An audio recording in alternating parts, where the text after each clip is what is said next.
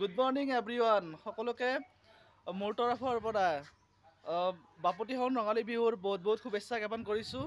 আৰু আজি যিটোকে গৰু বিহু, সেই গৰু বিহু উপলক্ষে আমাৰ ভাইটিয়ে মালা বনাই আছে আৰু এই মালাবোৰ আমি গৰুক খুৱাম আৰু অকণমান দেৰিকৈ আমি পুখুৰীত যাম। পুখুৰীত আমি গৰুক গা ধুৱাবলৈ যাম আৰু সম্পূৰ্ণ ভিডিঅ'টো মোৰ চাই থাকিব। এই আমাৰ ৰেডি মাহ, হালধি আৰু এইটো আম বটা।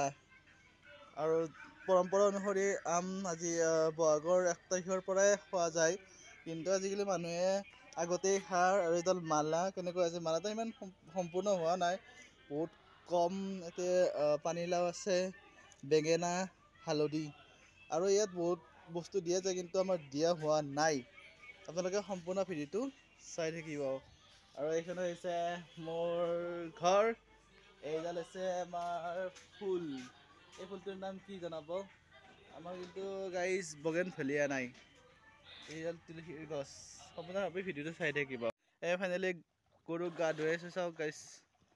এটি পুখুৰীতে গা ধুৱালোঁ, চাওক।